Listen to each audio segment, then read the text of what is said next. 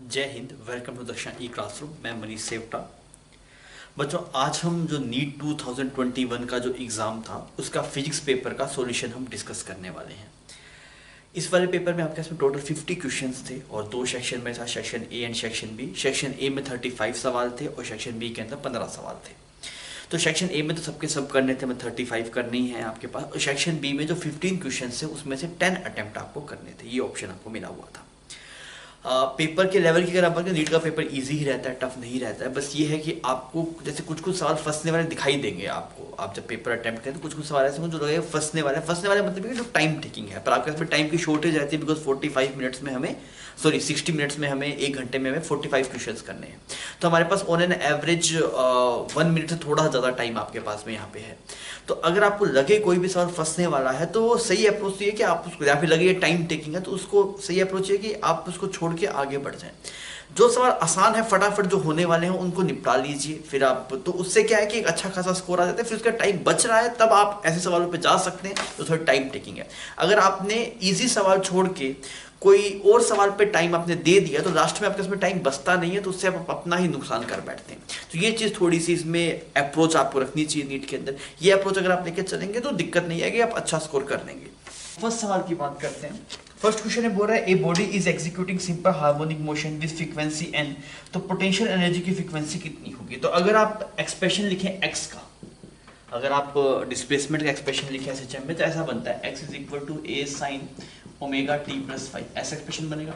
तो potential energy क्या बनती है, हाफ के एक्स स्क्वायर होता है आपके पास, पोटेंशियल एनर्जी इज हाफ के एक्स स्क्वायर। तो आपने हाफ के एक्स स्क्वायर का एक्सप्रेशन क्या बन गया, A square sine square omega T plus 5। Clear. तो अगर हम इस 5 के लिए जीरो करें तो हमें सवाल समझना आसान हो जाए, क्योंकि हमें तो सबके लिए बताना है। तो आप इसको जीरो कर लो 5 को, ताकि समझना आसान हो जाए। अब देखिए, अगर एसएचएम का अगर आप इसका ग्राफ देखें, इस एक्स का ग्राफ अगर आप देखें तो कुछ ऐसा बनेगा, एक्स का ग्राफ कुछ ऐसा बनेगा। और अगर आप पोटेंशियल एनर्जी का ग्राफ देखें तो किसका ग्राफ है, साइन स्क्वायर का ग्राफ है। साइन स्क्वायर का मतलब क्या हो गया, साइन के नेगेटिव नहीं होगी, तो वो कुछ ऐसा बनेगा आपके पास में, ऐसा ऐसा। ठीक है, मतलब एम्पलीट्यूड वैसे 1 रहेगा। अगर आप इस पूरे को जोड़ के देखें तो कुछ बड़ी वैल्यू भी आ सकती है आपके पास, 1 से बड़ी वैल्यू भी आ सकती है। क्लियर। तो अगर ये एक्सप्रेशन आपको दिखाई देती है, देखिए यार, इसका जो टाइम पीरियड है यहाँ पे, ये टाइम पीरियड t था और ये वाला टाइम कितना है t/2। तो इसका जो x का टाइम पीरियड है वो कितना है आपके पास में, t है इसका टाइम पीरियड, और इसका टाइम पीरियड कितना है आपके पास में t/2। तो फ्रीक्वेंसी क्या होता है 1/t, तो 1/t, और इसकी फ्रीक्वेंसी कितनी है 2/t। तो फ्रीक्वेंसी क्या होगी आपके इसमें, डबल होगी। तो आप क्या बोल सकते हैं, अगर ये वाली वैल्यू n है तो ये वाली वैल्यू फिर 2n होगी। तो ये पोटेंशियल एनर्जी की जो फ्रीक्वेंसी होगी वो डबल होगी एसएचएम की फ्रीक्वेंसी के। क्लियर। ये आपके पास में x का फंक्शन लिखा होगा। तो आपके पास में आंसर कौन सा मैच है, थर्ड ऑप्शन मैच कर जाएगा। फिर हम क्वेश्चन नंबर सेकंड की बात करते हैं। क्वेश्चन नंबर सेकंड में बोला गया a polar molecule are the, polar molecules कौन से होते हैं। तो यार ये तो एक थ्योरेटिकल सवाल है कि पोलर मॉलिक्यूल्स वो होते हैं जिनके पास परमानेंट डाइपोल मूवमेंट होता है। तो ए ऑप्शन में आपको बोला गया हैविंग परमानेंट डाइपोल मूवमेंट, सही बात। तो अगर पहला सही है तो भाई गलत है, फिर पढ़ देते हैं। हैविंग जीरो डाइपोल मूवमेंट, गलत बात। Acquired dipole movement only in the presence of electric field, नहीं, उनको हम नॉन पोलर बोलते हैं, जो थर्ड वाला है आपके पास में। एक्वायर्ड डाइपोल मूवमेंट आपके कैसे फर्स्ट ऑप्शन यहाँ पे मैच कर जाएगा। ठीक है, फोर्थ सेकंड में फर्स्ट ऑप्शन मैच कर जाएगा। क्वेश्चन नंबर थर्ड में चलते हैं। क्वेश्चन नंबर थर्ड में बोला गया कुछ कुछ एक्सप्रेशंस आपको लिख रखा है कॉलम 1 के अंदर और आपको उसको मैच करवाना है कॉलम 2 के अंदर। तो पहले आपको देखना पड़ेगा कॉलम 2 में किस तरह के एक्सप्रेशन, तभी आप लिख पाएंगे। तो ड्रिफ्ट वेलोसिटी का एक्सप्रेशन उसने पूछा है, तो ड्रिफ्ट वेलोसिटी, तो ड्रिफ्ट वेलोसिटी आप देखेंगे तो ये एक्सप्रेशन होता है ना, E/m/at होता है।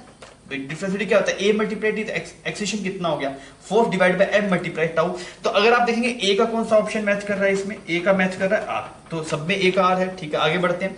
b का देखते हैं, इलेक्ट्रिकल रेसिस्टिविटी, इलेक्ट्रिकल रेसिस्टिविटी। तो अगर हम इलेक्ट्रिकल रेसिस्टिविटी देखें तो आपके पास में एक्सप्रेशंस में क्या है, एक E/J लिखा हुआ, वहां से बात बन सकती है। देखिए J is equal to sigma E होता है, आपने पढ़ा, और 1/सिग्मा जो होता है वो इलेक्ट्रिकल रेसिस्टिविटी होता है। तो आप क्या बोलेंगे यहाँ पे, दिस विल बिकम, ये नीचे चला जाएगा आपके पास में 1/सिग्मा इज इक्वल टू E/J, और 1/सिग्मा को आप रो बोल सकते हैं, यही इलेक्ट्रिकल रेसिस्टिविटी है। तो आपके पास में बी का एस मैच कर जा रहा है। क्लियर। अब हम सी ऑप्शन में चलते हैं। सी ऑप्शन को बोले रिलैक्सेशन टाइम। तो रिलैक्सेशन टाइम को हम क्या लिख सकते हैं, देखिए वीडी का एक्सप्रेशन जो होता है उसमें आता है EEM बाई टाउ, ऐसा एक्सप्रेशन आपके पास में आता है। तो आपके पास में दो ऑप्शंस तो खत्म हो गए, पी खत्म हो गया, आर खत्म हो गया, एस खत्म हो गया। तो ये दो आपके पास में बचे हैं, इसको थोड़ा देखते हैं। तो हम इसको इसकी टर्म में लेके आना चाहते हैं। टाउ का एक्सप्रेशन क्या बना, टाउ का एक्सप्रेशन बना M V D divide by E by E, ठीक है। पर यहाँ पे जो टर्म है वो रो वगैरह की टर्म्स हैं आपके पास में, इलेक्ट्रिक फील्ड के टर्म नहीं है। तो अगर हम इसके रो की टर्म में लिखे तो हम क्या लिख सकते हैं, हम जैसे J is equal to sigma E होता है आपके पास में, तो 1 बाय सिग्मा को आपने लिख दिया ई बाय जे, और ये वाली टर्म आपके पास में रो है, ये वाली टर्म क्या है, रो है। तो ई को हम लिख देते हैं रो मल्टीप्लाई जे, रो मल्टीप्लाई जे। अब हम क्या करते हैं, जे को लिख देते हैं n e a v d होता है ना, आई होता है n e a v d, तो जे कितना होगा n e v d, n e v d. तो एक्सप्रेशन क्या बन गया, इस वी डी ने इसको उड़ा दिया, that is m rho e square n, ऐसा कुछ बन रहा है आपके पास में। हाँ, पी ऑप्शन मैच कर रहा है। तो इसमें ये बात तो है भाई, आपको देखना पड़ेगा भी ऑप्शंस में क्या है, उसी के हिसाब से आप मैच करवा पाएंगे। फिर डी में बोल रहा है करंट डेंसिटी, तो करंट डेंसिटी हम क्या बोलेंगे, आई होता है n e a v d, तो जे क्या होगा आई बाय ए, तो n e a v d, तो ए हट जाएगा तो एन ई वी डी हो जाएगा, एन ई वी डी। तो आपके इसमें क्यू ऑप्शन मैच कर जाएगा। जब भी ऐसे सवाल हो तो आप ऑप्शंस एलिमिनेट करने की कोशिश करिए, तो सवाल इजी होगा और फास्ट होगा। फिर हम बात करते हैं क्वेश्चन नंबर 4 की। क्वेश्चन नंबर 4 में आपको बोल रखा है कि two charge spherical conductor of radius r1 and r2, इनको वायर से कनेक्ट किया जाता है, तो सरफेस चार्ज डेंसिटी का एक्सप्रेशन क्या होगा। तो मान लीजिए यहाँ पे एक ये है और यहाँ पे इन दोनों को आपने कनेक्ट कर दिया, ठीक है, फार डिस्टेंस पे हैं दोनों, तो इसकी डिस्टेंस कुछ r1 है, इसकी डिस्टेंस कुछ r2 है। हम ये जानते हैं कि अगर आप किन्हीं दो कंडक्टर को कनेक्ट करते हैं तो दोनों का पोटेंशियल सेम होता है। तो इस पे अगर हम चार्ज Q1 बोलूं, इस पे Q2 बोलूं, क्या बोलूं, K Q1 by R1 is equal to K Q2 by R2। Clear, इसने इसको मार दिया, सिग्मा 1 की वैल्यू कितनी, Q1 कितना है, sigma multiply 4 pi R1 square divide by R1 is equal to sigma 4 pi R2 square multiply R2।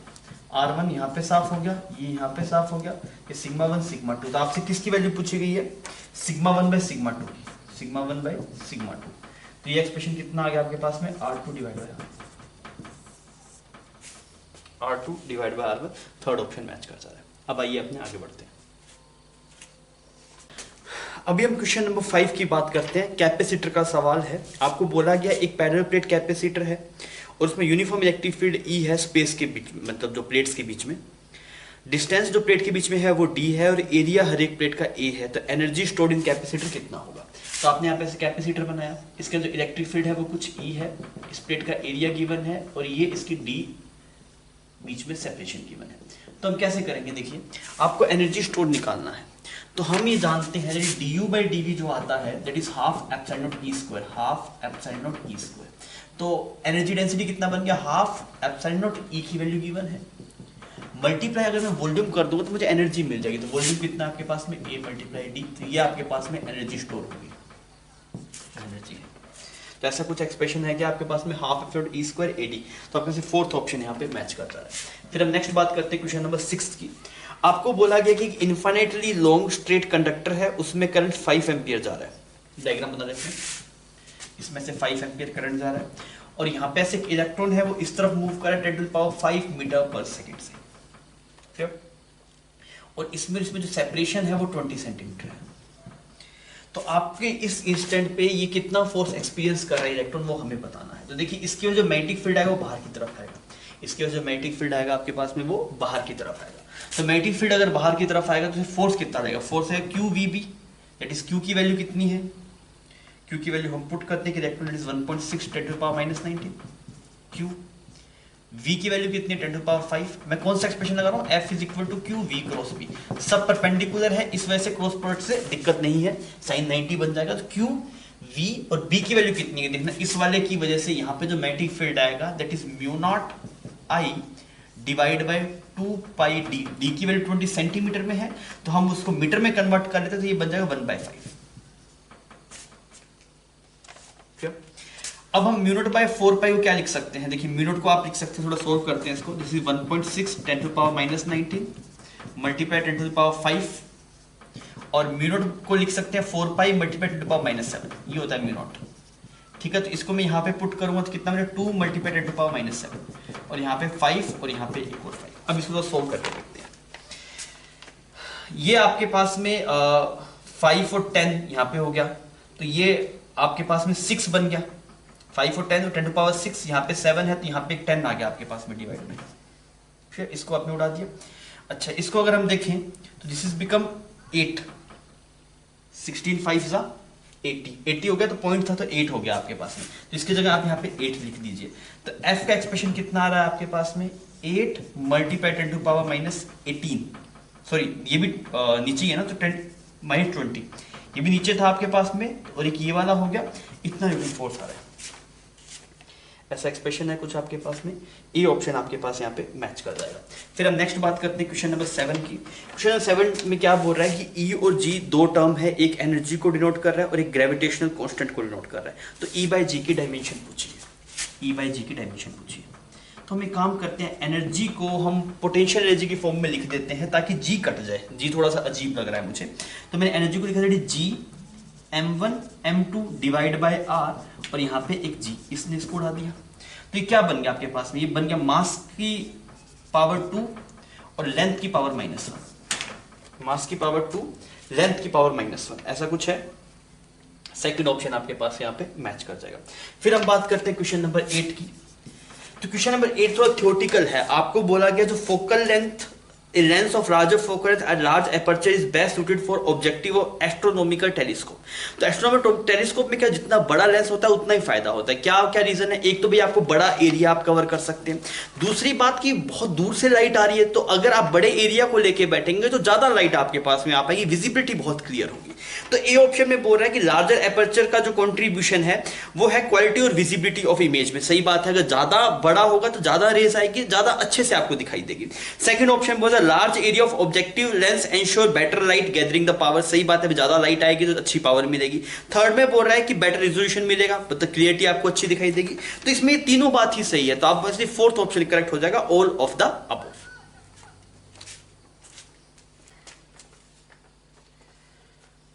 Next हम बात करते हैं क्वेश्चन नंबर 9 की। क्वेश्चन नंबर 9 में आपको कुछ एक्सप्रेशंस गिवन है कि वीआरएमएस क्या होता है, प्रेशर क्या होता है, एवरेज काइनेटिक एनर्जी कितना, टोटल इंटरनल एनर्जी डायरेक्ट में। तो ये सब बेसिक फॉर्मूला वाले सवाल थे। तो देखिए जो वीआरएमएस का एक्सप्रेशन आता है केटीजी में, वो आता है √3RT/m, 3RT/m, जिसका मतलब क्या होगा, ए का आपके पास में क्यू मैच कर रहा है।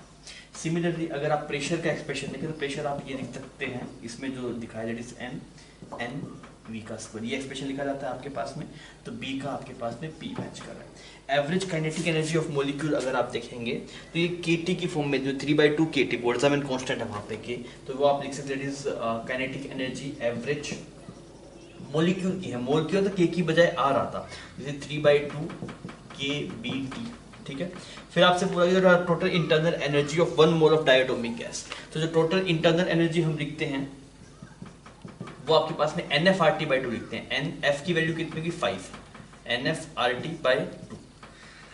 तो आपके पास में D का था वो R मैच कर गया, और C का आपके पास में S मैच कर गया। तो ये देखिए किसे मैच कर रहा है, A का Q, B का P, C का S और D का R, फोर्थ ऑप्शन में मैच कर रहा है। फिर हम नेक्स्ट बात करते हैं क्वेश्चन नंबर 4 की। क्वेश्चन नंबर 4 में आपको बोला गया कि दो स्टेटमेंट है कि जिनर डायोड आपके पास में रिवर्स बायस में जब कनेक्ट करते हैं वोल्टेज रेगुलेटर की तरह काम करते हैं। सही बात है, जिनर डायोड को जब आप रिवर्स बायस में लगाते हैं तो उसके उस वोल्टेज वो फिक्स हो जाता है, तो वो वोल्टेज रेगुलेटर काम करता है। ए ऑप्शन सही है। फिर बोला गया था potential barrier of PN junction lines between 0.1 to 0.3, नहीं, एक 0.3 आता है, एक आपको 0.7 आता है, दो बैरियर्स आते हैं। सिलिकॉन और जर्मेनियम में अगर आप देखें तो एक 0.3 आता है, एक 0.7 आता है। तो इस वजह से बी ऑप्शन आपके पास में गलत है, ए ऑप्शन सही है। तो आप बोलेंगे सर जी 10th में ए ऑप्शन आपके पास में सही है, बी गलत है, तो फोर्थ ऑप्शन यहाँ पे मैच कर देगा 10th का। फिर हम बात करें क्वेश्चन नंबर 11 की। तो इसमें थोड़ा डायग्राम थोड़ा अजीब सा बना रखा है 11th में, मतलब बात को समझ पाना कई बार कंफ्यूजन जैसा हो सकता है। इससे बोला गया a dipole is placed in an electric field shown in the figure. उसने ऐसा इलेक्ट्रिक फील्ड दिखा रखा है यहाँ पे ऐसे।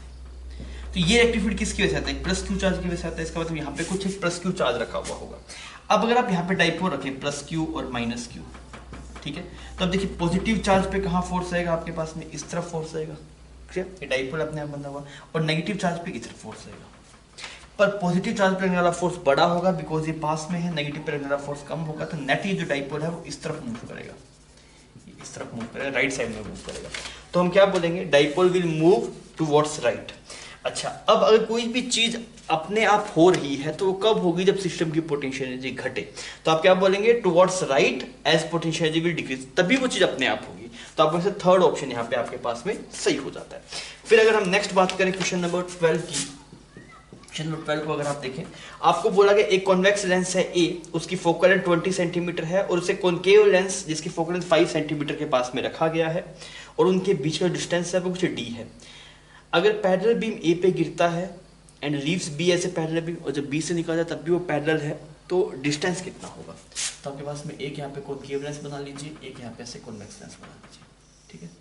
यहाँ पे ऐसे पैरेलल बीम आ रही है आपके पास में, इसकी जो फोकल लेंथ है वो कितना है 20 सेंटीमीटर। तो ये अपने फोकस पे कन्वर्ट करवाएगा इसको, और इसकी जो फोकल लेंथ है 5 सेंटीमीटर। तो अगर कोई रे इसकी फोकस पे गिरे, कोई रे इसकी फोकस पे गिरे, मान लो यहाँ पे ऐसे गिर रही है इसकी फोकस पे, ये इसका फोकस है 5 सेंटीमीटर पे गिरे, तो ऑब्वियसली यह लेंथ फिर इसको पैरेलल कर देगा। तो आपको समझ में आना चाहिए भाई ऐसा होना चाहिए ताकि इसकी वजह से जो इमेज बने वो इसके फोकस पे बने। तो ये 40 है, ये 5 है, तो ये गैप, ये 20 है तो टोटल 20 होना चाहिए, ये वाला 5 है तो ये गैप कितना हो जाएगा 15 सेंटीमीटर, ठीक है। थर्ड ऑप्शन आपके पास मैच कर जाएगा। फिर हम नेक्स्ट बात करते हैं क्वेश्चन नंबर 13 की। आपको बोला गया the escape velocity from earth surface is v, the escape velocity from the surface of another planet having same radius, having a radius 4 times the radius of earth and same mass density। तो मान लीजिए अर्थ का एक surface है, ये अर्थ का एक surface है, यहाँ पे एस्केप वेलोसिटी कितनी होगी, -gmm divide by r plus half m v square is equal to, इसको हाफ एम वी स्क्वायर कर देते हैं, ठीक है, क्योंकि टोटल एनर्जी जब जीरो बनेगा तभी वो एस्केप करेगा। तो वेलोसिटी कितना है, √2gm/r, ठीक है, इसकी रेडियस कुछ r है। अब इसने बोला एक और प्लेनेट अगर हम बनाएं, इसकी रेडियस जो है वो 4 टाइम्स है रेडियस ऑफ अर्थ और इसकी मास डेंसिटी सेम है आपके पास में। तो इस वाले एक्सप्रेशन में क्या लिखेंगे हम, g मास ऑफ सैटेलाइट या फिर पार्टिकल, और इस प्लेनेट का मास कितना बनेगा, रो मल्टीप्लाई 4/3 पाई r³ में कितना आ जाएगा 64 r³ डिवाइड बाय रेडियस कितनी है 4r is equal to small half m v square. अब देखिए ये m तो यहाँ पे उड़ जाएगा, इसका तो कोई फर्क नहीं पड़ता, रो मल्टीप्लाई 4/3 पाई r³ को आप कैपिटल M बोलेंगे आप, ठीक है। तो दिस एक्सप्रेशन जो बन रहा है gm डिवाइड यहाँ पे gm डिवाइड बाय r, तो जो टर्म ऊपर बना वो ऊपर 64 बचा, नीचे यहाँ पे 4 बचा आपके पास में, तो ऊपर 16 आ जाएगा आपके पास में। दिस एक्सप्रेशन इज 16 मल्टीप्लाई 2 4 ऐसे बन जाएगा ये एक्सप्रेशन। तो आप देखिए इस वाले के कितने टाइम्स है, 4 टाइम्स है, तो आप बोलेंगे सर जी इसका जो आंसर होगा आपके पास में वो फर्स्ट ऑप्शन यहाँ पे मैच कर जाएगा, ठीक है। अब आइए हम चलते हैं क्वेश्चन नंबर 14 के ऊपर। देखिए क्वेश्चन नंबर 14 की अगर आप बात करें तो आपको समझ में आएगा कि x था z और a, यहाँ पे z एटॉमिक नंबर है, a मास नंबर है, ये आपके पास में b में जा रहा है z-1। अब आपको इसको बैलेंस करना है, तो यहाँ पे क्या होगा, इसमें 3 ऑप्शन है, या तो बीटा पॉजिटिव, बीटा नेगेटिव और अल्फा पार्टिकल। तो आप देखिए यहाँ पे एक कम हुआ तो बढ़ाने के लिए आपको एक ऐसा करना पड़ेगा, ऐसा, तभी जाके बराबर होगा ये। तो अब वैसे पहले वाले में तो बीटा पॉजिटिव पार्टिकल निकलेगा, तो बीटा पॉजिटिव एक में निकला, फोर्थ ऑप्शन सही हो जाए। फिर भी आगे करके देखते हैं। फिर बोला गया बीटा z-1 किस में जा रहा है आपके पास में, bz-1, या आपके पास में जा रहा है cz-3। अब ये बैलेंस करने के लिए आपके पास में अल्फा पार्टिकल पॉसिबल है, हीलियम-2 तो ये 2 होगा आपके पास में, तो बराबर हो जाएगी। तो अब दूसरे वाले में अल्फा जाएगा। फिर अगर आप देखेंगे तो आपको बोला गया cz-3 जो है वो d में जा रहा है z-2 में। अब इसको बैलेंस करने के लिए हम क्या लेंगे, यहाँ पे एक इलेक्ट्रॉन लगा देते हैं ताकि यहाँ पे z-3 हो जाए, यहाँ पे भी z-3 हो जाए। तो आपके पास देखेंगे तो फोर्थ ऑप्शन यहाँ पे मैच कर जाएगा। फिर हम नेक्स्ट चलते हैं क्वेश्चन नंबर 15 पे। क्वेश्चन नंबर 15 आपके पास में स्क्रू गेज का बहुत ही इजी सा सवाल है, मतलब कुछ भी टफ नहीं, बहुत इजी सा सवाल है। 15 स्क्रू गेज की बात हुई है, उसने बोला मेंस के रीडिंग जो है वो 0 है और जो सर्कुलर्स के रीडिंग है वो 52 डिवीजन है। जो रीडिंग आएगी आपके पास में वो कितनी आएगी, 52 मल्टीप्लाई लीस्ट काउंट ठीक है। अब लिस्ट काउंट हम कैसे देखेंगे, आपको बोला कि 1 mm के कोरेस्पॉन्डिंग 100 डिवीजन है, तो लिस्ट काउंट कितना आएगा आपके पास, लिस्ट काउंट आएगा 1/100। तो रीडिंग कितनी आ जाएगी सवाल में, रीडिंग आ जाएगी 52 डिवाइड बाय 100, तो एक्सपेक्टेशन कितना आ जाएगा 0.52 mm, बिकॉज ये mm थी आपके पास में। अब सवाल में mm में रिजल्ट गिवन नहीं है, सेंटीमीटर में गिवन है, तो अगर आप mm को सेंटीमीटर में कन्वर्ट कर देते हैं आपको 10 से डिवाइड करना पड़ेगा, तो एक्सपेक्टेशन कितना बनेगा 0.052 सेंटीमीटर। तो आपके पास फर्स्ट ऑप्शन यहाँ पे मैच कर जाता है। अब आइए अपने आगे बढ़ते हैं बच्चों। नेक्स्ट हम क्वेश्चन नंबर 16 की बात करते हैं। क्वेश्चन नंबर 16 एसी का सवाल है। एलसीआर सर्किट आपको गिवन है, एक इंडक्टर है, एक कैपेसिटर है और एक रेजिस्टेंस है। इसको यहाँ पे ऐसे एसी सोर्स से ज्वाइन किया गया है, ठीक है। तो इंडक्टर के अक्रॉस जो पोटेंशियल डिफरेंस है वो 40 वोल्ट है, कैपेसिटर के अक्रॉस जो गिवन है दैट इज 10 वोल्ट है, और रेजिस्टेंस के अक्रॉस जो गिवन है आपको दैट इज 40 वोल्ट है। आपको बोला गया जो करंट फ्लो कर रहा है, करंट की वैल्यू कितनी है 10√2 एम्पियर, करंट की वैल्यू कितनी है 10√2 एम्पियर। तो सर्किट की इंपीडेंस कितना आएगा आपके पास में, तो हम क्या बोलेंगे, अगर ऐसा वोल्टेज का सिस्टम है तो यहाँ पे VR बनता है, तो VR 40 हो गया आपके पास में, दिस इज VR। और कैपेसिटर जो इंडक्टर है वो ऊपर बन that is VL that is 80 volt, और यहाँ पे अगर आप देखेंगे दिस इज 10 वोल्ट, ये कैपेसिटर का है VC।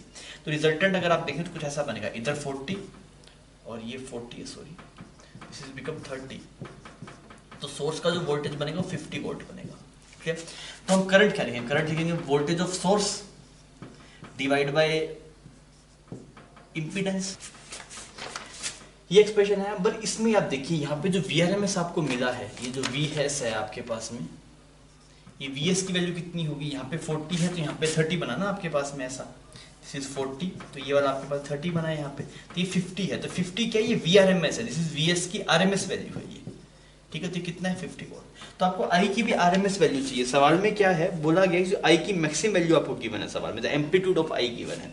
तो अगर आप इसकी ये एक्सप्रेशन में क्या होगा, यहाँ पे RMS है तो ये भी RMS है, तो IRMS कितना आएगा, VRMS कितना है 50 और डिवाइड बाय Z, और I इसकी RMS वैल्यू कितनी होगी, I0 है, तो RMS वैल्यू है I0 बाय √2, तो ये वैल्यू बन जाएगी 10, तो यहाँ पे Z की वैल्यू कितनी आ जाएगी 5 ओम, ठीक है। तो आप बोलेंगे सर जी फर्स्ट ऑप्शन आपके पास यहाँ पे मैच कर जाएगा। फिर अगर हम बात करें क्वेश्चन नंबर 17 की, तो आपको बोला गया a particle is reached from height h from surface of earth at a certain height, it's kinetic energy is 3 time of the potential energy. आपने इसको s हाइट से यहाँ पे ड्रॉप किया है, ठीक है। तो टोटल एनर्जी सिस्टम कितनी रहेगी, दैट इज mgs, वो तो चेंज नहीं हो सकती। अब क्या हुआ, किसी एक इंस्टेंट के ऊपर जो काइनेटिक एनर्जी है, यहाँ पे इस वाले पे यहाँ पे जो काइनेटिक एनर्जी है that is 3 times of potential energy, kinetic energy is 3 times of potential energy. तो हम एक काम करते हैं, the height of surface of the earth, the height from the surface of the earth and speed of at that instant. तो ये वाला condition, इस वाले कंडीशन में अगर आप देखें तो टोटल एनर्जी तो इतनी है, इस टोटल एनर्जी को हम 4 हिस्से में तोड़ देते हैं, तो कितना बनेगा mgs/4। तो काइनेटिक एनर्जी कितनी होगी, फिर काइनेटिक एनर्जी देखिए, ये जो टोटल एनर्जी है इसको 1:3 में डिवाइड करना है, 1:3 में डिवाइड करना है। पोटेंशियल एनर्जी के हिस्से 1 हिस्सा आएगा और काइनेटिक एनर्जी के हिस्से 3 हिस्सा आएगा, तो आप क्या बोलते हैं 3/4 mgs, ये आपके पास में काइनेटिक एनर्जी है, और पोटेंशियल एनर्जी कितनी होगी mgs/4। तो जो हाइट होगी वो हाइट कितनी होगी s/4, तो आप बोलेंगे सर s/4 हाइट होगी, और काइनेटिक एनर्जी आपको वैल्यू वेलोसिटी पूछा है ना, the height of the end speed of the particle, तो इतनी काइनेटिक एनर्जी, इसे कोरस्पॉन्डिंग स्पीड देखिए कितनी है 3/4 mgs को आप क्या लिखेंगे हाफ mv², इसने इसको उड़ा दिया, तो यहाँ पे कितना बना √3/2 gs, √3/2 gs। तो आपके पास फर्स्ट ऑप्शन यहाँ पे मैच करता है। फिर अगर हम बात करें क्वेश्चन नंबर 18 की, क्वेश्चन नंबर 18 में बोल रहा है कि एक स्मॉल ब्लॉक है जो स्लाइड कर रहा है स्मूथ इंक्लाइंड प्लेन के ऊपर, ठीक है। Let Sn be the distance traveled in time interval n-1 to 1, तो Sns divided Sn+1 क्या होगा। तो देखिए किसी भी सेकंड में जो डिस्टेंस ट्रेवल का फॉर्मूला आता है displacement u plus a/2 bracket में 2n-1, ये एक्सप्रेशन आता है। ns सेकंड में डिस्प्लेसमेंट का formula is u plus a/2 bracket में 2n-1। तो आप अगर ns सेकंड के लिए लिखेंगे तो ये लिखा जाएगा ns सेकंड के लिए, और अगर हमें रेशियो निकालना n+1 में देखें तो u प्लस a/2 और 2n की बजाय कितने थे n+1 -1, क्लियर। तो अगर आपको रेस्ट से स्टार्ट हुआ है तो यू की वैल्यू 0 होगी आपके पास में, तो ये वाली वैल्यू 0 होगी, तो इसको मिटा देता हूँ। a/2 यहाँ पे साफ हो गया, तो ऊपर बचा 2n-1 और नीचे कितना रहा 2n+1, तो आंसर कितना रहेगा 2n-1 डिवाइड बाय 2n+1, तो थर्ड ऑप्शन आपके पास यहाँ पे मैच कर जाएगा। क्लियर? नेक्स्ट हम बात करते हैं क्वेश्चन नंबर 19 की। आपको बोला गया the half life of radio active nuclear is 100 hours, the fraction of original activity that will remain after 150 hours कितना होगा।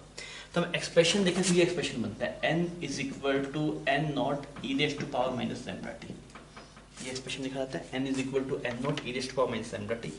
तो अगर हम लैम्डा की वैल्यू देखें तो लैम्डा कितना होता है ln2 divide by t half, ln2 divide by t half, तो ln2 divide by t half की वैल्यू कितनी है आपके पास में, दिस इज 100 आवर्स, यहाँ पे 100 आवर्स आपने लिख दी, ये वैल्यू हम पुट कर दी, this is n naught e raise to power minus ln2 by 100, और टाइम कितने के बाद पूछा 150 आवर्स के बाद में, तो इसने इसको उड़ा दिया, दिस इज बिकम 3 और यहाँ पे बन गया 2, तो n कितना आ गया, n is equal to n naught e raise to power minus 3/2 ln2।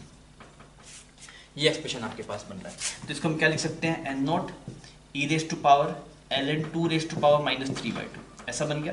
तो ln इसको आप क्या लिख सकते हैं, ln 1/2 रेज़ टू पावर 3/2, तो इसको आप लिख देंगे 2 की पावर 3 तो हो गया 8, इसी √8, तो n नॉट डिवाइड बाय 2, तो इतने नंबर ऑफ न्यूक्लियर बचे हैं। गया कि भाई रेशो कितना होगा ओरिजिनल एक्टिविटी का जो बचेगी 150 आवर्स के बाद में, तो आप देखिए lambda multiply number of nuclear present हो जाते हैं, अब कितना है n नॉट डिवाइड बाय 2√2 और पहले कितना था n, तो रेशो कितना आ गया आपके पास इज 1 डिवाइड बाय 2, तो आपके पास में थर्ड ऑप्शन मैच कर जा रहा है। फिर हम नेक्स्ट बात करते हैं क्वेश्चन नंबर 20 की। आपको बोला गया इक्विवेलेंट कैपेसिटर्स बताना है कैप सिस्टम का, तो ऐसे कैपेसिटर है, यहाँ पे कैपेसिटर है और यहाँ पे कैपेसिटर है, बहुत ही इजी सवाल है। तो आप देखिए इस वाले पॉइंट का नाम ए, तो ये वाला पॉइंट ए, ये वाला पॉइंट ए, सॉरी ए, इसका नाम अगर बी रखो तो ये भी बी और ये भी बी, मतलब ये तो शॉर्ट हो गया, इसका कोई मतलब नहीं, इसको हटा दो। अगर आप इसको हटाएंगे तो फिर ये दोनों किसमें पैरेलल में है, तो पैरेलल में कितना बन जाएगा 2c बन जाएगा, तो थर्ड ऑप्शन आपके पास मैच कर जाएगा। फिर अगर हम बात करें क्वेश्चन नंबर 21 की, आपको बोला गया that effective resistance of the effective resistance of parallel connection that consist of 4 wires of equal length equal cross section, वो है 0.25। तो आपके पास में 4 रेजिस्टेंस को अगर हमने पैरेलली जोड़ा है,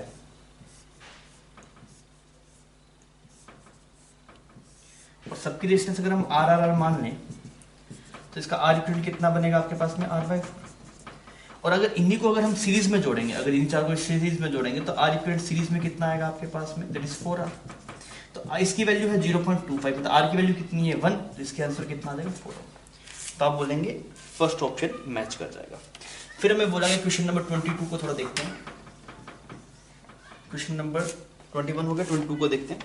आपको बोला गया कि एक न्यूक्लियर कुछ x है आपके पास में, वो 240 था उसका मास नंबर, और वो ब्रेक हो जाता है y में, और इसमें एक का मास 120 होता है आपके पास में, तो ऐसे 2 न्यूक्लियर में ब्रेक होता है 120, ठीक है। आपको बोला गया the binding energy per nucleon of unfragment nuclear is 7.6। इसमें जो बाइंडिंग एनर्जी पर न्यूक्लियन है, बाइंडिंग एनर्जी पर न्यूक्लियन, इसका जो एक्सप्रेशन है इसमें 7.6, और इसमें जो आपके पास है 8.5 और 8.5।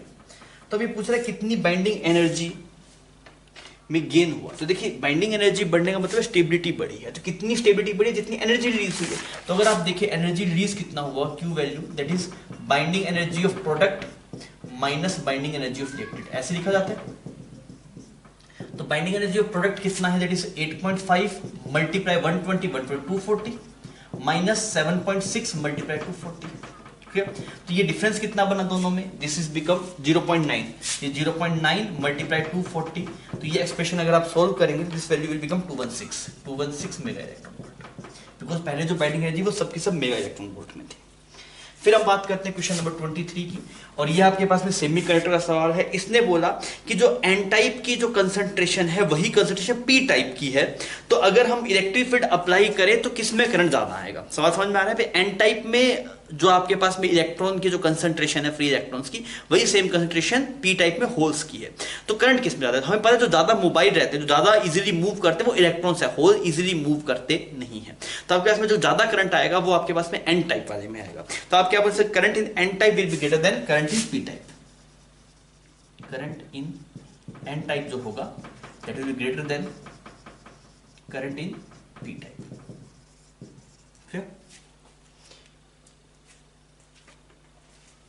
क्वेश्चन नंबर 24 की बात करते हैं। आपको बोला गया था नंबर ऑफ फोटोन जो आपके पास में पर सेकंड निकलेंगे, उनकी वेवलेंथ आपके पास में 600 नैनोमीटर है। पावर कितना डिलीवर करना है? पावर आपको जो चाहिए दैट इज 3.3 मल्टीप्लाई 10⁻³ इतनी पावर चाहिए आपको। और जो लैम्डा आपके पास में 600 नैनोमीटर। तो नंबर ऑफ फोटोन्स कितने मिलेंगे? तो पावर को आप क्या लिखेंगे? पावर लिखेंगे दैट इज n0 hc/λ, ये एक्सप्रेशन होता है। तो पावर की वैल्यू कितनी थी? 3.3 10⁻³ n0 हमें निकालना है। और एससी की वैल्यू होती है इलेक्ट्रॉन वोल्ट एंगस्ट्रॉम। ठीक है, अब यार ये आपके पास में नैनोमीटर में है, ये आपके पास में किस में है? नैनोमीटर में है। तो अगर हम इसे एंगस्ट्रॉम में कन्वर्ट करेंगे तो कितना बनेगा आपके पास में? देखिए, तो ये 600 नैनोमीटर 10⁻⁹ है। तो ऊपर नीचे अगर आप 10 से मल्टीप्लाई और डिवाइड कर दें तो ये 6000 एंगस्ट्रॉम बने, दिस बिकम 6000 एंगस्ट्रॉम। तो हमने इसको लिखा 6000 एंगस्ट्रॉम, इसने इसको उड़ा दिया, ये 2 जीरो यहाँ पर उड़ गई। तो हमें तो एक वैल्यू, एक अप्रोक्सीमेट वैल्यू चाहिए, ऐसे एग्जैक्ट वैल्यू की इसमें जरूरत नहीं है। तो n0 की वैल्यू जो आपके पास में आ रही है यहाँ पे, ये वैल्यू जो है पावर वोट में है आपके पास में। तो हमने क्या बोला, दिस इज बिकम n0 की जो वैल्यू आ रही थी 3.3 10⁻³ मल्टीप्लाई 60 डिवाइड में अगर आप 124, इलेक्ट्रॉन की जो क्या लिखेंगे 1.6 और 10⁻⁹ तो ऊपर जाके +19 हो गई है। ठीक है, तो ये टोटल 20 बन गया, 10 की पावर 20 और यहाँ पे -3 है, तो इसको अगर हम काट देंगे तो ये बन जाएगा 10⁻17। ठीक है, 10⁻17 हो गया आपके पास में। इसको अगर हम थोड़ा सोल्व करें, इसको यहाँ पे हमने उड़ा दिया, तो n0 ये अप्रोक्सीमेट 2 के आसपास आ रहा है आपके पास में। और ये अगर आप देखें तो अप्रोक्स 21 के आसपास, एक आइडिया मार रहा हूँ मैं आपके पास में। तो n0 की वैल्यू जो आपके पास में आ रही है दिस इज बिकम अप्रोक्स 1/10, तो दिस इज 10⁻16 के आसपास की रेंज आ रही है, 10⁻16 के आसपास की। तो आप बोलेंगे फोर्थ ऑप्शन मैच है। यहाँ पे अप्रोक्सीमेशन मारा बिकॉज मुझे पावर चाहिए था अभी कि कितनी की पावर है। अप्रोक्सीमेट जब देखा तो 10⁻16 आ रहा है। फिर हम बात करें क्वेश्चन नंबर 25 की। क्वेश्चन 25 में बोला गया एक थिक वायर है और उसकी रेडियस r है, उसमें I करंट फ्लो कर रहा है क्रॉस सेक्शन के। The variation of magnetic field due to cable at with distance r from axis of the cable कितना होगा? तो यहाँ पे आपने ऐसे केबल बनाया, तो किसी स्मॉलर डिस्टेंस पे हम क्या लिखेंगे that is B.dl is equal to mu naught × I inside. तो I कितना है πr², यहाँ पे स्मॉल दूरी पे जाके देखा, क्योंकि इसके अंदर जो करंट होगा वो J × πr²। तो B × 2πr is equal to mu naught J πr²। ये उससे कट गया, पाई इससे कटे, B के लिए mu naught J r/2। Actually J × r/2 आता है पर हमें वैल्यूज ही चाहिए। तो पहले तो जब तक इसकी वैल्यू r तक नहीं आ जाती तब तक ये r के डायरेक्टली प्रोपोर्शनल है। तो ऐसा कर्व बनेगा और इसके आगे अगर आप देखें तो कुछ ऐसा बनता है। क्यों बनता है देख लीजिए, दैट इज B.dl और म्यू नॉट J × πr से हम बाहर आ रहे हैं ना आपकी बात, ये जो इंस्टेंट है ये that is r is greater than r की बात चल रही है। तो r is greater than r की बात चल रही है तो पूरा करंट आ जाएगा इसमें। तो B जो आएगा आपके पास that is mu naught I divide by 2πr। तो r के इनवर्सली प्रोपोर्शनल, तो ऐसा करवाते हैं, नोट्स में होता है कि नोट्स में करवाया जाता है सवाल।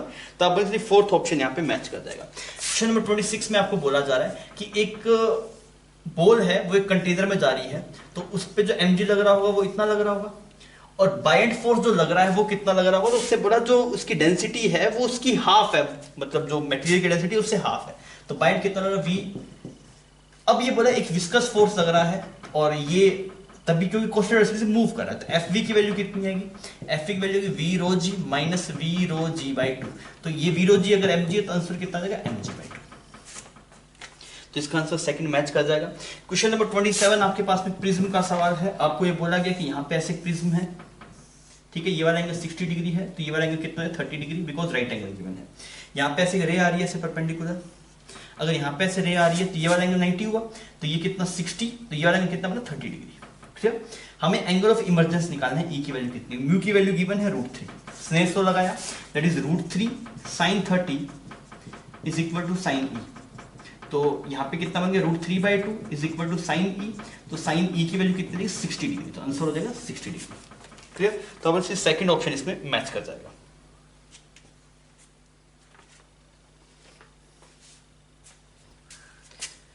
नेक्स्ट हम बात करते हैं क्वेश्चन नंबर 28 की। आपको बोला गया कैपेसिटर है और उसको एक एसी सोर्स से ज्वाइन किया गया। यहाँ पे कैपेसिटर है और इसको अगर आप ऐसे एसी सोर्स से ज्वाइन कर रहे हैं तो आपसे पूछेगा डिस्प्लेसमेंट करंट कितना है। देखिए जो डिस्प्लेसमेंट करंट यहाँ पे जो आता है आईडी, वो आईसी के बराबर ही होता है। ये जो कंडक्शन करंट है और ये दोनों बराबर आते हैं, क्योंकि अगर आप कोई भी एक एम्पियर लूप पकड़ेंगे तो यहाँ से अगर देखेंगे तो वो आईडी होगा, यहाँ पे आईसी होगा, तो जो आईसी आएगा वही आईडी आएगा आपके पास में। तो क्यू कितना आएगा, क्यू आएगा सीवी, सी और वी, ये क्यू आ गया। तो आईसी कितना आएगा, आईसी आएगा dq/dt। तो dq/dt कितना बचेगा, C V naught omega cos omega T. तो कौन सा ऑप्शन मैच कर रहा है आपके पास में, C V naught omega cos omega T, second option match कर जा रहा है।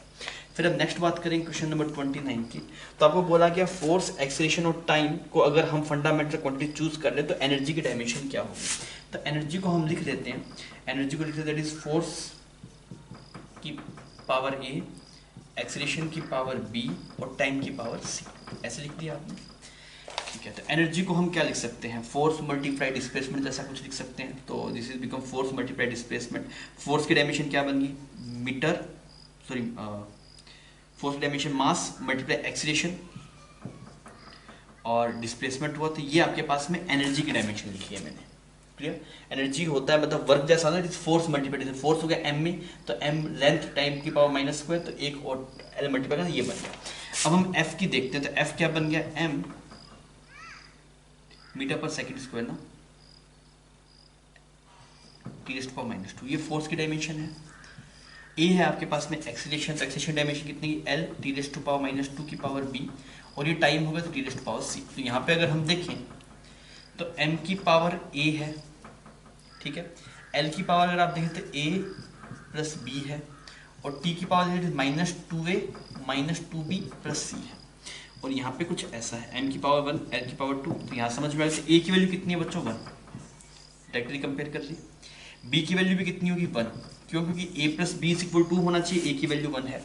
और आप c की वैल्यू देखने जाएंगे तो कितना बने, देखना -2 ठीक है। तो ये -4 हो गया, -4, तो ये c की वैल्यू कितनी आ जाएगी, 2 आ जाएगी।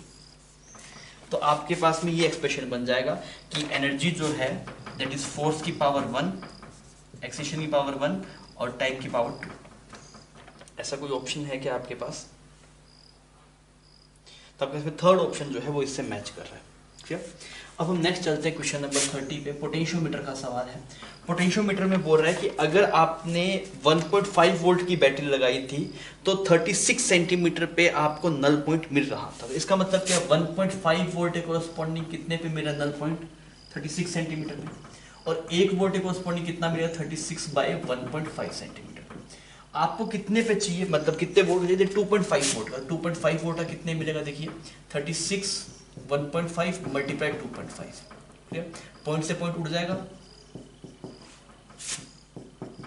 60 सेंटीमीटर आपके पास में जवाब आ जाएगा। तो अब सेकंड ऑप्शन आपके पास मैच कर गया। नेक्स्ट हम बात करेंगे क्वेश्चन नंबर 31 की। तो क्वेश्चन 31 में बोल रहा है कि एक स्प्रिंग है, वो आपके पास 5 सेंटीमीटर स्ट्रेच होता है अगर हम फोर्स 10 न्यूटन लगाए। तो इसका मतलब क्या हो गया, kx = 10 होता है। तो अगर k की वैल्यू देखें 10 डिवाइड बाय 5 सेंटीमीटर, तो आपने इसको मीटर में कन्वर्ट कर दिया। दिस इज बिकम 200 न्यूटन पर मीटर। ये किया गया। आपसे बोला गया कि अगर time period of oscillation 2 kg block का कितना होगा। देखिए जो ओमेगा आता है वो √k/m आता है, ओमेगा √k/m। तो k की वैल्यू 200 है, m की वैल्यू कितनी है सवाल में, 2 kg, तो इसे 10 रेडियन पर सेकेंड। तो टाइम पीरियड कितना है, 2π/ω, दिस इज 2π/10, क्लियर। तो आपके पास में this is become 3.14, twice multiply 3.14 divide by 10, तो कितनी आ गई, 8, 2 और 6, 3 पॉइंट यहाँ पे 0.628 सेकेंड। तो आपके पास फर्स्ट ऑप्शन यहाँ पे मैच कर जाएगा। फिर अगर हम बात करें 32 क्वेश्चन की आपको बोल रहा है कि ईएम वेव है जो एक्स डायरेक्शन में प्रोपागेट कर रही है, कौन सा इलेक्ट्रिक फील्ड और मैग्नेटिक फील्ड की वैल्यू हो सकती है। तो आपको ये पता है कि ई क्रॉस बी जो आता है, ई क्रॉस बी जो आता है वो डायरेक्शन ऑफ ईएम वेव में आना चाहिए, direction of EM wave. E cross B की जो डायरेक्शन है वो ईएम वेव की डायरेक्शन में आना चाहिए। तो आप हर एक में चेक करके देखिए, आप ई क्रॉस बी पहले वाले में देखेंगे that is minus of J plus के, क्रॉस किया माइनस ऑफ जे प्लस के, उसकी वैल्यू देखते हैं। हमें ये ऐसे एक्सप्रेशन लिखते हैं, देखिए हम आई जे कैसे लिखते हैं ना, दैट इज आई जे के, तो आई जे के बनता है, जे के आई बनता है, वैसे हम कर रहे हैं। तो जे से जे जीरो और जे के क्या बनता है, जे के आई बनता है, तो माइनस ऑफ आई हो गया, ठीक है। के जे उल्टा जाना पड़ेगा तो माइनस ऑफ आई बन गया आपके पास में, तो माइनस पहले से था तो ये प्लस बन जाएगा, प्लस ऑफ आई, तो ये तो फिर जीरो बन गया, इसका मतलब नहीं है, खत्म करो इस चीज को, ये ऑप्शन सही नहीं है। बी ऑप्शन में चलते हैं, बी ऑप्शन में देखिए क्या बोल रहा है आपको, जे प्लस के क्रॉस जे क्रॉस के। तो यार ये तो आप देखें दोनों वेक्टर सेम डायरेक्शन में है ना, दोनों वेक्टर सेम डायरेक्शन में, अगर दोनों वेक्टर सेम डायरेक्शन में है तो क्रॉस प्रोडक्ट जीरो बनेगा ना, क्योंकि अगर ए क्रॉस बी है that is A B sine theta, तो थीटा जीरो है आपके पास में, तो ये तो इसका रिजल्ट ही जीरो आएगा आपके पास, तो खत्म होगी कहानी। फिर हम थर्ड ऑप्शन में चलते हैं, सी ऑप्शन में, उसमें लिखा हुआ माइनस ऑफ जे प्लस के cross minus of J minus of के, तो जे जे जीरो, जे के आई बनेगा आपके पास है तो प्लस आई हो जाएगा ये, क्योंकि माइनस माइनस है। के जे कितना बनेगा माइनस, तो माइनस और माइनस प्लस आई हो जाएगा, तो ये 2i बन जाएगा आपके पास, तो ये डायरेक्शन मैच कर रही है।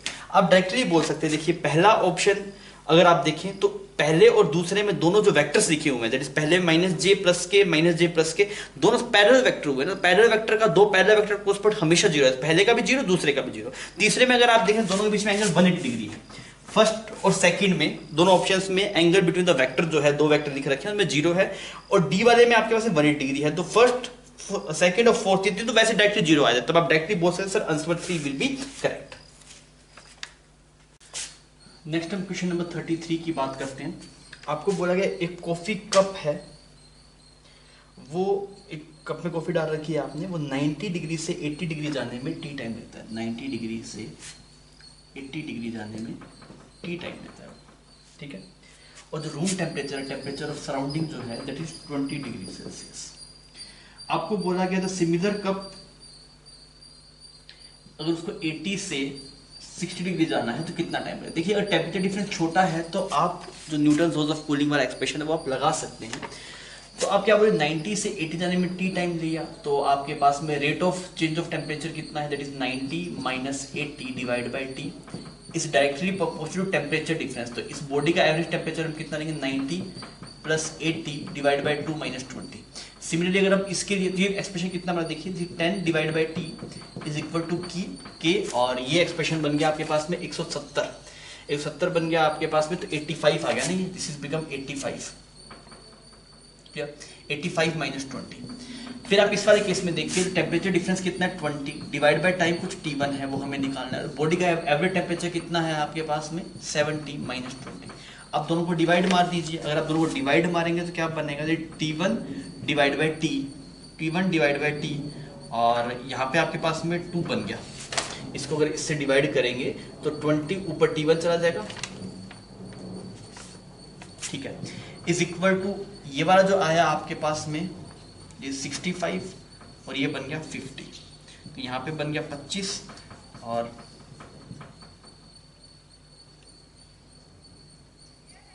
so 35। तो T1 की वैल्यू कितनी थी 13/5t, जो T1 की वैल्यू आ गई 13/5t, थर्ड ऑप्शन आपके पास मैच कर जा रहा है। फिर हम क्वेश्चन नंबर 34 की बात करते हैं। इसने बोला गया एक इलेक्ट्रोमैग्नेटिक वेव है, उसकी वेवलेंथ लैम्डा है और उसको एक फोटो सेंसिटिव मटेरियल पे गिराया जाता है जिसका वर्क फंक्शन 0 को टेंड कर रहा है या फिर बहुत कम है। अगर बोल रहा है कि मास ऑफ फोटो इलेक्ट्रॉन जो मास है वो m है और de Broglie wavelength lambda D है, तो उसमें एक्सप्रेशन क्या लिखेंगे। तो देखिए जो एनर्जी गिरती है वो एनर्जी एस बाय लैम्डा और वो किसके बराबर होती है वर्क फंक्शन प्लस के मैक्स। सवाल में गिवन है वर्क फंक्शन 0 है तो के मैक्स की वैल्यू आपको मिल गई। अब डी ब्रोगली वेवलेंथ का जो एक्सप्रेशन होता है that is h divide by mv, h divide by mv। हमें mv की टर्म में नहीं, हम कैनेडी की टर्म में लिखना चाहते हैं, तो मोमेंटम को आप लिख दिया अंडर रूट 2m।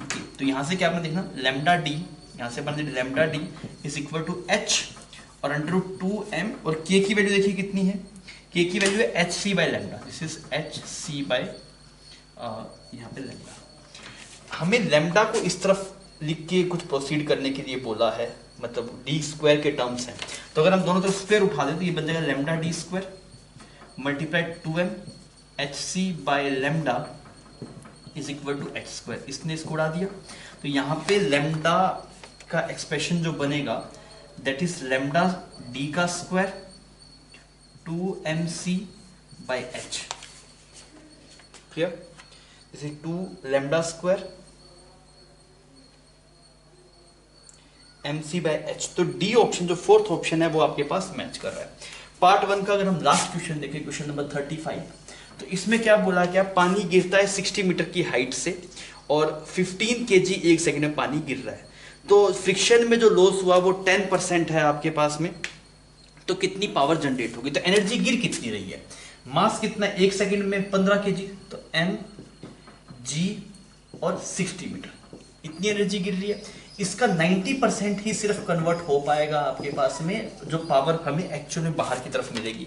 तो उसकी वैल्यू हम देख लेते हैं यार।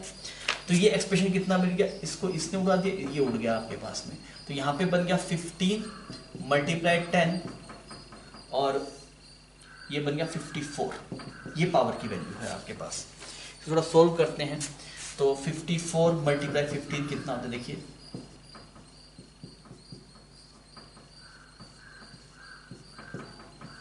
810, दिस इज बिकम 8100 वॉट, इतनी पावर है। तो अगर आप किलो वोट लिखना चाहें दिस इज बिकम 8.1, तो थर्ड ऑप्शन आपके पास यहाँ पे मैच कर जाएगा। अब हम चलते हैं सेक्शन बी के अंदर। सेक्शन बी में आपको 10 सवाल करने थे, हम सभी सवाल करेंगे।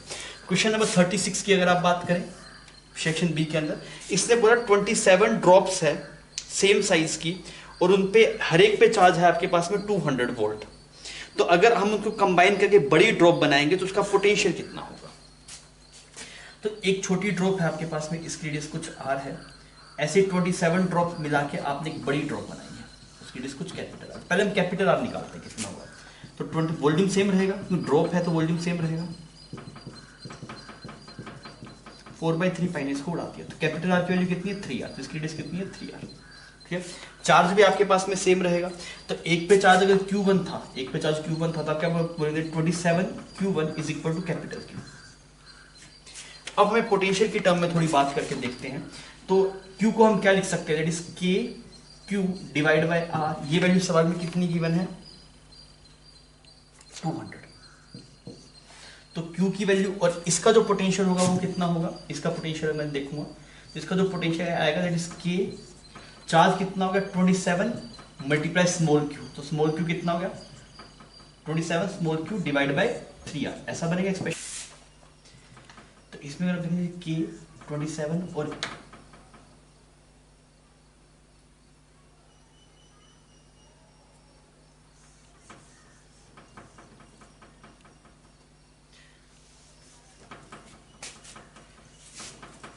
हाँ अब देखिए जो एक का जो पोटेंशियल गिवन है इसका 220 वोल्ट आपको गिवन है, तो आप क्या K Q by small R is equal to 220। ठीक है, अब हमने इसको ऐसे लिख रखा है, तो अगर हम ये देखें तो ये बचेगा 227, क्यू की जगह कितना आ जाएगा 220 आर बाई के और डिवाइड बाई 3r। इसने इसको उड़ा दिया, इसने इसको उड़ा दिया, तो आपके पास में यहाँ पे 9 बन गया आपके पास में। तो ये वैल्यू अगर आप सोल्व करें 220 मल्टीप्लाई 9, तो ये वैल्यू आती है 0.1980V। ठीक है, तो आपके पास में फर्स्ट ऑप्शन यहाँ पे मैच कर जाएगा। अब आइए अपने आगे बढ़ते हैं, क्वेश्चन नंबर 37 की बात करते हैं, और ये ऑप्टिक्स का सवाल है। आपको बोला गया एक पॉइंट ऑब्जेक्ट है, उसको कॉन्वेक्स लेंस से 60 मीटर की दूरी पे रखा गया है। यहाँ पर डायग्राम बना देते हैं, यहाँ पे कॉन्वेक्स लेंस है, इसकी जो फोकल लेंथ है वो 60 सेंटीमीटर है। यहाँ पे प्लेन मिरर को रखा गया है इससे 40 सेंटीमीटर की दूरी पे, तो इसकी फोकल 30 सेंटीमीटर, इसे 30 सेंटीमीटर, और ऑब्जेक्ट को यहाँ पे रखा गया है ऐसे 60 सेंटीमीटर की दूरी पे, दिस डिस्टेंस इज 60 सेंटीमीटर। तो फाइनल इमेज कहाँ बनेगी ये पूछा गया। सबसे पहले लेंस से अगर आप देखें, जब इस 1/v minus 1/u is equal to 1/f हम यूज़ करते हैं, तो हमने क्या बोला, 1/v हमें निकालना है, u की वैल्यू -60 पुट करें, दिस विल बिकम 1/60 और फोकस की पॉजिटिव होती है तो ऐसा बन जाएगा। तो 1/v की वैल्यू कितनी, 1/30 माइनस 1/60, सोल्व करूँगा 60, दिस इज 1/60 बन गया आपके पास में। तो जो इमेज बन रही है आपके पास में वो +60, तो आप डायरेक्टली भी कर सकते थे, क्यों, क्योंकि ये इसके 2f पे रखा गया है, तो ऑब्जेक्ट जो है वो 2f पे रखा गया, तो इमेज 60 बनेगी। तो मतलब पहली इमेज कुछ यहाँ पे बनेगी I1 इस मिरर के पीछे। तो अगर ये इमेज कुछ यहाँ पे बनेगी तो 20 सेंटीमीटर पीछे बने, तो ये भी इसकी उठा के यहाँ पे बना देगा 20 सेंटीमीटर, तो ये I2 बनेगा। ठीक है, और वर्चुअल ऑब्जेक्ट है तो रियल इमेज बन जाएगी, यहाँ पे बन गई। अब देखिए इस वाली इमेज की ये कहाँ, इस वाले ऑब्जेक्ट, ये I2 है वो इस लेंस के लिए ऑब्जेक्ट का काम करेगी, तो इसकी इमेज वो कहाँ पे बनाएगा, तो इससे इसकी दूरी कितनी है, 20 सेंटीमीटर दूरी है। तो अब देखते हैं 1/v माइनस 1/u, u की वैल्यू फिर आप, अब ये वाला साइन कन्वेंशन आएगा ना, ये डायरेक्शन पॉजिटिव है तो u आपके पास नेगेटिव आएगा -20, और 1/f की वैल्यू कितनी है 1/30, तो ये वैल्यू कितनी बनी 1/30 माइनस 1/20। तो यहाँ से अगर आप देखें 1/v जो आया तो 1/30 और -1/20, इसका एलसीएम लिया, 60 एलसीएम आ गया आपके पास में। तो v की वैल्यू कितनी आ रही है, this is v is equal to -60 centimetre, v is equal to -60 centimetre. Clear, उसको उधर लेके चलेंगे, आपने 60 एलसीएम लिया, ठीक है, तो ये आपके पास में -60 सेंटीमीटर का आने का मतलब क्या, पीछे की तरफ इमेज बनेगी, पीछे की तरफ, तो यहाँ पे कुछ इमेज बनेगी ऐसे, यहाँ पे इसी पॉइंट पे बनेगी I3 -60 के ऊपर, क्योंकि -60 दूरी इस सेंस से इतनी है ना आपके पास। अब ऑप्शंस में क्या बोला, 20 centimetre from plane mirror and it will be virtual image, सही बात है, प्लेन मिरर के पीछे कितनी है 20 सेंटीमीटर, 20 सेंटीमीटर लेंस नहीं, तो आपके पास फर्स्ट ऑप्शन यहाँ पे मैच कर जाएगा, इमेज वर्चुअल है, बिकॉज इस वाले केस में जो इमेज बनी है वर्चुअल इमेज बनी है। फिर हम बात करते हैं क्वेश्चन नंबर 38 की। आपको बोला गया a particle of mass m is projected with velocity v is equal to kve where k is less than 1 from the surface of the earth, तो मैक्सिमम हाइट वो कितना जाएगा ये आपसे पूछा गया है। तो ये एक पार्टिकल है, इसको हमने प्रोजेक्ट किया है किस वेलोसिटी से, kve से, ठीक है, तो मैक्सिमम हाइट कितना जाएगा। तो यहाँ पे अगर आप एनर्जी कंजर्वेशन लगाना पड़ेगा हमें, तो इनिशियल जो एनर्जी है, पोटेंशियल एनर्जी कितनी है, gmm/r, ठीक, काइनेटिक एनर्जी कितनी होगी, ½ m k²v², ठीक है, तो मैक्सिमम हाइट पे जब जाएगा that is gmm divide by small r, यहाँ पे कैपिटल R बिकॉज सरफेस से फेंका गया। अब देखिए एस की वेलोसिटी होती कितनी है, एस की वेलोसिटी अगर आप देखेंगे this is -gmm/r is equal to ½ mv² उड़ जाता है, तो एस की वेलोसिटी जो आती है ve का जो फॉर्मूला दैट इज √2 gm/r, ऐसा एक्सप्रेशन बनता है, तो इसको हम यहाँ पुट कर देते हैं। देखिए इसको, ये ऐसा है तो v इज इक्वल √2 gm/r, यहाँ पुट करते हैं, तो ये तो बना आपके पास में -gmm/r, ये बन गया +½ m k² को k² पढ़ा रहने दो, v² आ गया 2gm/r, और यहाँ पे बन गया -gmm डिवाइड बाय स्मॉल, जो कट रहा है वो उड़ा दो, g और कैपिटल m उड़ जाएगा, g और कैपिटल m और g और कैपिटल m आपके पास में उड़ गया, ठीक है, और स्मॉल m भी साफ हो जा रहा है, यहाँ पे स्मॉल m भी साफ हो जा रहा है। तो यहाँ पे वैल्यू बदली -1/r plus this is become, ये 2 इससे साफ हो जाएगा, k²/r,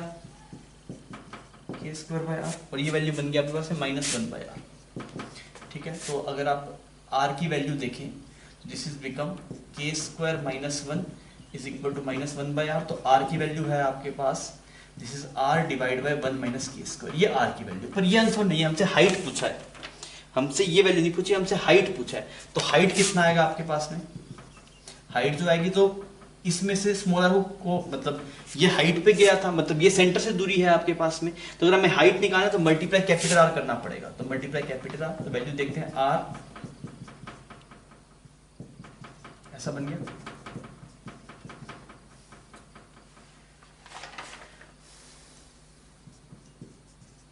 इसने इसको उड़ा दिया, दिस इज 1 - k², तो एक्सप्रेशन क्या बने, k²r divide by 1 - k², k²r divide by 1 - k², तो फर्स्ट ऑप्शन आपके पास यहाँ पे मैच कर जा रहा है, ठीक है। अब आइए हम चलते हैं क्वेश्चन नंबर 39 के ऊपर, इसको मिटा देता हूँ।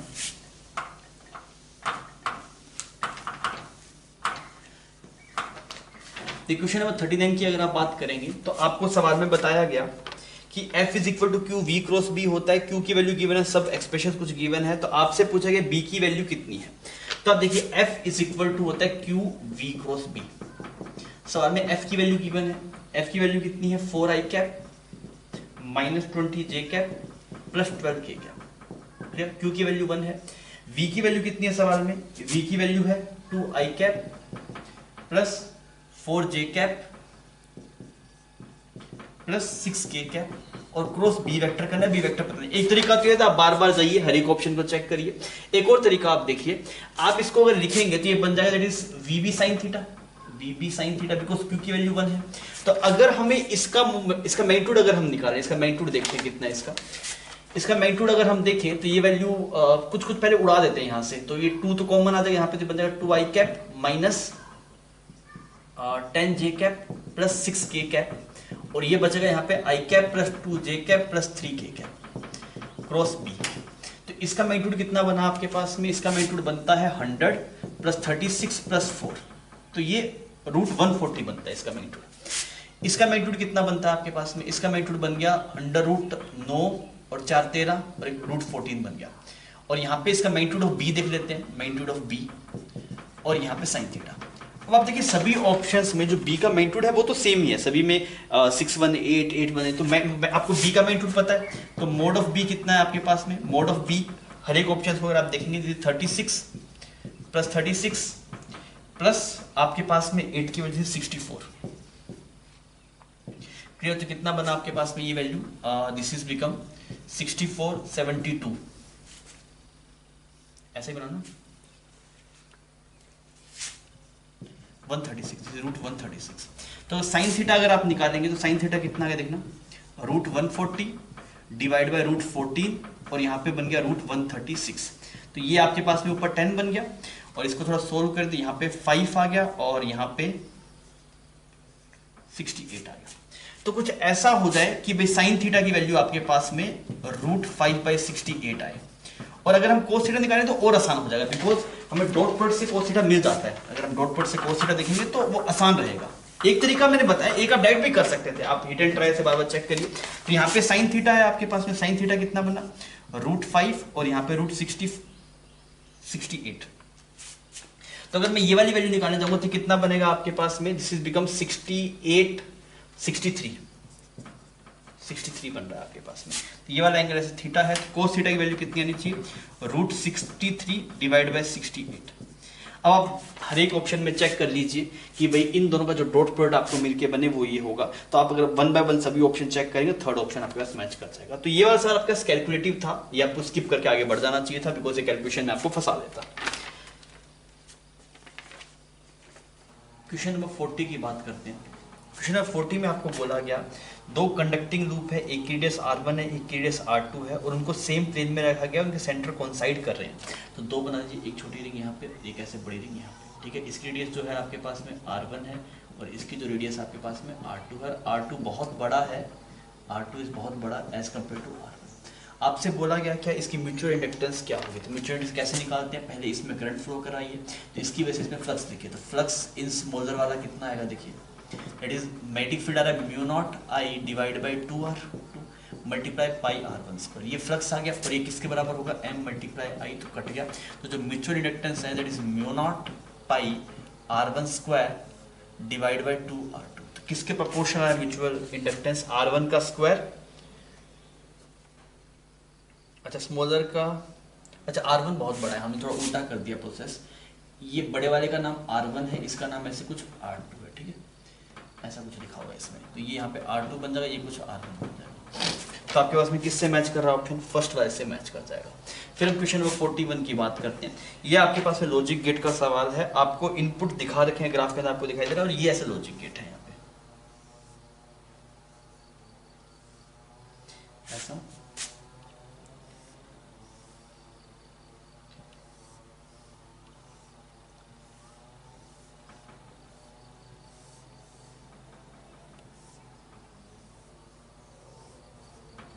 ठीक है, एक इनपुट यहाँ पे C है और इसका इनपुट जो आपके पास में है ये वाला कुछ यहाँ पे B है और ये वाला जो इनपुट है आपके पास में ए है, ठीक है, और ये वाला इनपुट कुछ, ये आउटपुट जो है वाई है। तो हमें वाई का कर्व पूछा गया। अब देखिए आपको इनपुट दिखा रखे हैं, ए बी सी के इनपुट क्या क्या हो सकते हैं, और आपसे वाई का पूछा गया। तो आप देखिए अगर आप कोई भी दो टाइम देख लें, अगर हम 0 से T1 देख लें, 0 से T1, तो हमारे पास में दो ऑप्शन एलिमिनेट हो जाएंगे, फिर T1 से T2 देखें तो दोनों में से एक ऑप्शन एलिमिनेट हो जाएगा। तो हम पहले ये करते हैं 0 से T1 वाली वैल्यूज पुट करके देखते हैं क्या वैल्यू आती है। तो देखिए ए की वैल्यू जो आपके पास में है वो 0 है, तो इसको हम 0 पुट करते हैं। सबसे पहले 0 से T1 की बात चलती है, तो ए की वैल्यू कितनी है 0, और बी की वैल्यू भी कितनी है आपके पास में 0, तो ये वाली वैल्यू में 0 कर दो, और सी की वैल्यू कितनी है आपके पास से 5, ये वाली वैल्यू 5 पुट कर दो। अब देखिए यहाँ पे 0 तो यहाँ पे भी 0, यहाँ से आया 0 तो यहाँ पे ये 0, तो ये 0 0 का एंड गेट क्या बनाएगा, 0 ही बनाएगा, ठीक है। तो यहाँ पे भी कितना पहुंच गया 0। अब यहाँ से चलते हैं, ये 0 और 5 है तो ये और गेट है, ये 0 सॉरी ये एंड का नोट लगाया हुआ है, तो 0 और 5 से बनता 0, फिर आपने नोट लगा रखा है तो नोट की वजह से ये एक्सप्रेशन कितना आ जाएगा आपके पास में, जस्ट इसका उल्टा हो जाएगा। तो 0 5 से क्या बन जाएगा यहाँ पे आपके पास 5 बन जाएगा, यहाँ पे कितना गया 5। अब ये क्या, ये और गेट है 0 5 का, यहाँ पे रिजल्ट कितना बनेगा 5। सबसे पहले तो 5 बनना चाहिए आपके पास, सबसे पहले 5 बनना चाहिए। तो 5 कौन कौन से में बन रहा है, ए में नहीं बन रहा, बी में नहीं बन रहा, थर्ड और फोर्थ ऑप्शन में से कोई एक ऑप्शन होगा, क्लियर। हमने बाकी दोनों को क्लोज कर दिया, ठीक है। अब आइए हमने दूसरे वाले को चेक करते हैं, ठीक है, समझ में आ गया। लास्ट के सिर्फ दो ही ऑप्शन मैच करेंगे, या तो सी या फिर थर्ड या फिर फोर्थ। अब आइए हम चलते हैं टाइम इंटरवल T1 से लेके T2 की तरफ। तो T1 से T2 में अगर आप जा रहे हैं तो ए की वैल्यू 5 है तो आप यहाँ पे 5 लिखिए, बी की वैल्यू 0 है तो यहाँ पे 0 लिखिए, और सी की वैल्यू 5 है तो यहाँ पे 5 लिखिए, ठीक है। तो यहाँ पे 0, यहाँ पे 0। अब देखिए 5 और 0 का यहाँ पे 0 बनेगा बिकॉज ये एंड गेट है। यहाँ पे इसका क्या बनता, 0 और 5 का बच्चों क्या बनता आपके पास है, 0 और 5 का बनता भाई यहाँ पे 0 बनता, पर नोट लगा होता है 5 बनेगा, फिर 5 और 0 यहाँ पे 5 बनेगा, तो फिर 5 आना चाहिए, तो फिर 5 सिर्फ थर्ड में मैच कर रहा था, अब थर्ड ऑप्शन करेक्ट है। पूरा करके देखने की जरूरत नहीं है, आप ऑप्शन एलिमिनेट करके चलिए तो सवाल इजीली हो जाएगा, जल्दी हो जाएगा। नेक्स्ट हम बात करते हैं क्वेश्चन नंबर 42 की। आपको बोला गया कि एक सर्कुलर रिंग है ऐसे, ठीक है, इसका मास कुछ m है और रेडियस कुछ r है। इसमें से क्या हुआ, 90 डिग्री का सेक्टर रिमूव कर दिया गया, तो रिमेनिंग पार्ट का मोमेंट इनर्शिया कितना होगा। देखिए अगर आप 90 डिग्री का एंगल रिमूव कर देंगे, मतलब इतना पार्ट रिमूव कर, तो ऐसा कुछ बचेगा, 3/4 बचेगा, रिंग का 3/4 पार्ट बचेगा। तो इसका मास अगर m था तो बचा हुआ मास कितना, 3/3m/4। तो इसका जो हर एक पॉइंट की दूरी है, यहाँ पे देखिए, यहाँ पे हर एक पॉइंट की दूरी इस एक्सिस से r थी, यहाँ पे भी r है, तो इसका मोमेंट ऑफ इनर्शिया mr² है, तो इसका जो मोमेंट ऑफ इनर्शिया है 3/4mr²। तो ये इस वाली वैल्यू को कितना टाइम्स है, 3/4 टाइम्स है, तो सेकंड ऑप्शन मैच कर जाएगा। फिर हम बात करें क्वेश्चन नंबर 43 की। तो 43 में आपको बोला गया कि ऐसे रेजिस्टेंस है, एक ये वाली, एक यहाँ पे ये वाली, और एक यहाँ पे ये वाली। ये वाला जिसमें जो करंट है वो I1 जा रहा है, रेजिस्टेंस कुछ R1 है, इसमें कुछ I2 और इसमें कुछ I3, ये रेजिस्टेंस कुछ R2 है और ये रेजिस्टेंस कुछ R3 है। आपसे I3/I1 का रेशो पूछा गया। तो आप देखिए टोटल करंट I1 आ रहा था, तो इसमें जा रहा है, तो करंट अपोजिट रेशो में जाता है रेजिस्टेंस के, तो I3 की वैल्यू कितनी आएगी, that is R2/R2 + R3 × I1, opposite ratio में जाता है। हमें किसकी वैल्यू पूछी है, I3/I1, तो I3/I1 कितना आएगा आपके पास, I3/I1 this is R2/R2 + R3, तो अगर थर्ड ऑप्शन मैच कर जाएगा। क्वेश्चन नंबर 44 की अगर आप बात करें, आपको बोला गया एक कार है वो रेस्ट से चलना शुरू होती है और 5 मीटर/सेकंड की एक्सेलेरेशन चलती है। तो आप सोच के देखिए, अगर एक कार है वो 5 मीटर/सेकंड की एक्सेलेरेशन चल रही है, 4 सेकंड बाद वेलोसिटी कितनी है, 20 मीटर/सेकंड।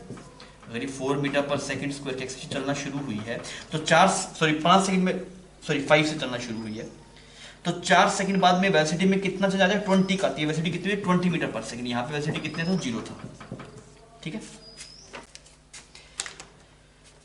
आपको बोला गया एक बॉल को ड्रॉप किया गया विंडो से, जो पर्सन वहां पे कार में बैठा हुआ है, तो वेलोसिटी बॉल कितनी होगी एट t = 6 सेकंड। देखिए अगर आपने बॉल को ड्रॉप किया है तो उस इंस्टेंट पे जो बॉल की वेलोसिटी होगी 20 मीटर/सेकंड होगी उस इंस्टेंट के लिए। अब यहाँ पे जो टाइम हुआ ये t = 4 सेकंड था, यहाँ पे t 4 सेकंड था, यहाँ पे t = 0 था। इसके 2 सेकंड बाद में देखिए क्या होगा, नीचे की तरफ भी एक वेलोसिटी आ जाएगी 20 मीटर/सेकंड, क्योंकि वर्टिकल में नीचे की तरफ g लग रहा था, तो नेट वेलोसिटी कितनी हो जाएगी 20√2, तो नेट वेलोसिटी बताइए 20√2 और एक्सीलरेशन तो इसका g है तो वो आप बोलेंगे 10 मीटर पर सेकंड स्क्वायर। तो फर्स्ट ऑप्शन आपके पास मैच कर जाएगा। तो ये जो हमने लास्ट के 3 सवाल देखे इस स्लाइड में, तीनों ही आसान थे। तो अगर आपको स्मार्टली चूज करते तो आप ये तीनों सवाल इसमें चूज कर सकते थे। बच्चों क्वेश्चन नंबर 45 की बात करते हैं। ट्रांसफॉर्मर का सवाल है। ट्रांसफॉर्मर में बोला गया कि in a step down transformer the connected to an AC source, तो पावर जो प्राइमरी में है आपके, पावर जो है अच्छा वोल्टेज गिवन है आपको, तो वोल्टेज ऑफ प्राइमरी कितना है आपके पास में 220 वोल्ट, और जो सेकेंडरी का जो वोल्टेज है वो देखिए गिवन है 11 वोल्ट, बिकॉज आपको 220 वोल्ट से ड्रॉप करके 11 वोल्ट पे लेके आना तब वो लैंप आपके पास में चलेगा। और पावर सवाल में आपको गिवन दैट इज 44 वोल्ट। ठीक है, तो आपसे पूछा करंट इन प्राइमरी कितना, तो पावर सेम रहना चाहिए, पावर बदलना नहीं चाहिए। तो आप क्या बोलेंगे that is VP IP that should be is equal to VS IS, और ये पावर के बराबर होना चाहिए। पावर 44 है बिकॉज सवाल में बोल दिया कहीं को लॉस नहीं है, तो 220 multiply current in primary that will be 44। तो इसको अगर हम देखें तो 10 आ गया, यहाँ पे 2 आ गया, तो आईपी की वैल्यू कितनी आएगी दैट इज 0.2 एम्पियर। ठीक है, तो आपके पास में सेकंड ऑप्शन यहाँ पे मैच कर जाएगा। फिर अगर हम बात करें क्वेश्चन नंबर 46 की, तो आपको बोल रहा है एक बॉल है जिसका मास 0.15 kg है, उसको 10 मीटर की हाइट से ड्रॉप किया जाता है, तो और वापस सेम हाइट पे रिबाउंड हो जाता है, तो मैग्नीट्यूड ऑफ इंपल्स कितना होगा। देखिए अगर आप इस बॉल को यहाँ पे ड्रॉप कर रहे हैं और जैसे स्ट्राइक किया, वैसे स्ट्राइक करने से पहले वी थी, तो स्ट्राइक करने के लिए वी ही होगी बिकॉज सेम हाइट पे जा रहा है, तो जो आपके पास में इंपल्स आएगा वो 2 MV आएगा, 2 MV। तो वेलोसिटी हम निकालते हैं, हाइट कितना 10 मीटर, तो V square is equal to U square plus 2s, 2a और s की वैल्यू कितनी है 10, तो वैल्यू कितनी आ गई 10√2। क्लियर, तो इंपल्स कितना आ गया आपके पास में 2, मास कितना है सवाल में, मास गिवन दैट इज 15/100, और चेंज इन वेलोसिटी आपके पास में 2 MV लिख दिया हमने, और v की वैल्यू आपके पास में कितनी है 10√2, दिस इज 10√2।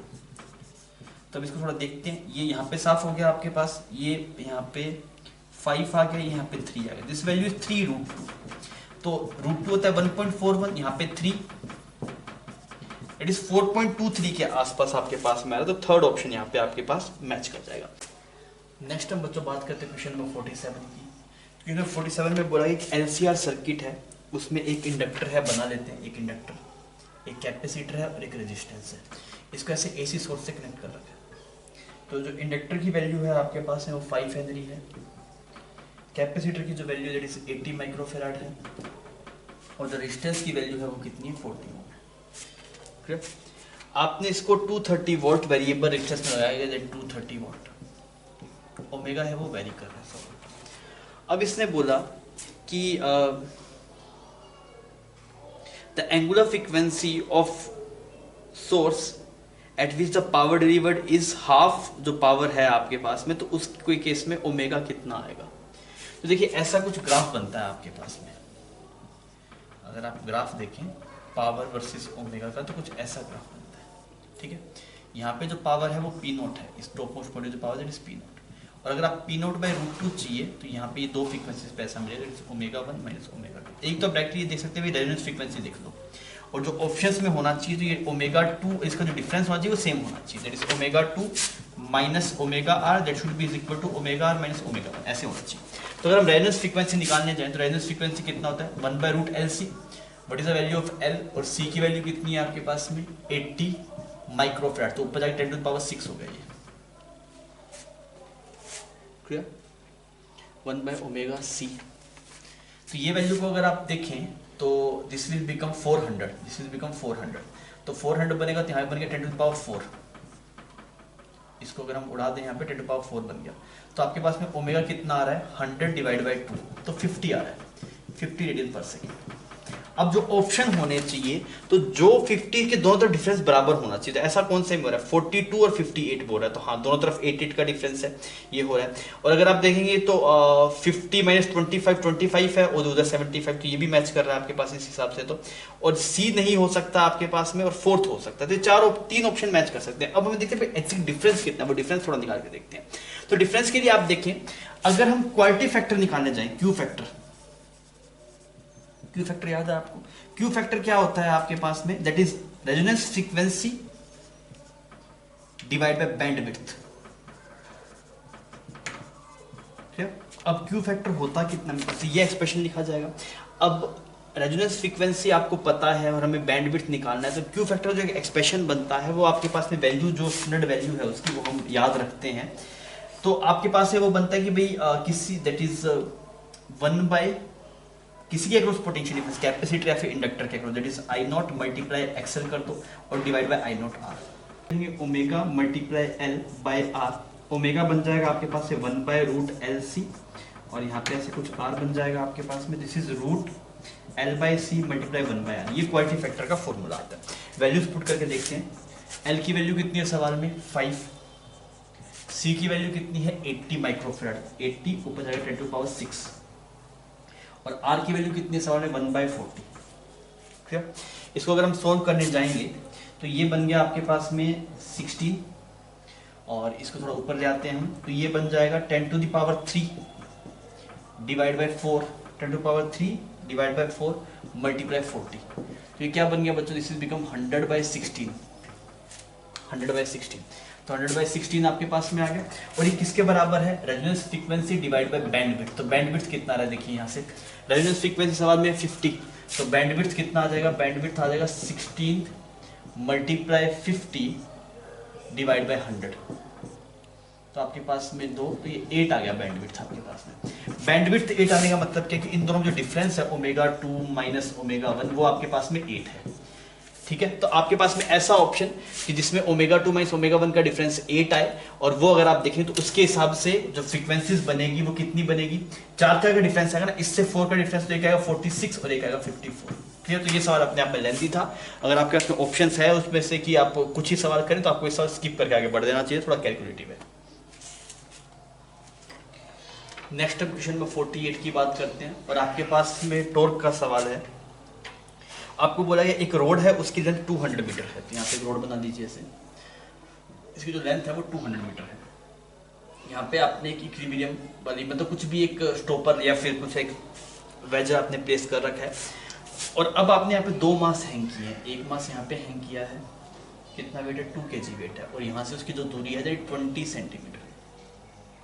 ठीक है, और यहाँ पे एक मास आपने 160 की दूरी पे रखा है, इसका मास कुछ m है, तो यहाँ से 160 हुआ ना आपके पास में, तो यहाँ से 160 हुआ तो इससे जो बजट है 120 सेंटीमीटर।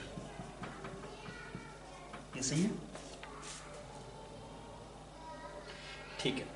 अब इस रोड का भी मास है आपके पास में, इस रोड का मास जो है दैट इज 500 ग्राम और जो लेंथ है 200 सेंटीमीटर। अब सवाल में बोल क्या रहा है, वैल्यू ऑफ m कितनी हो ताकि ये इक्विलिब्रियम में रहे सेटअप।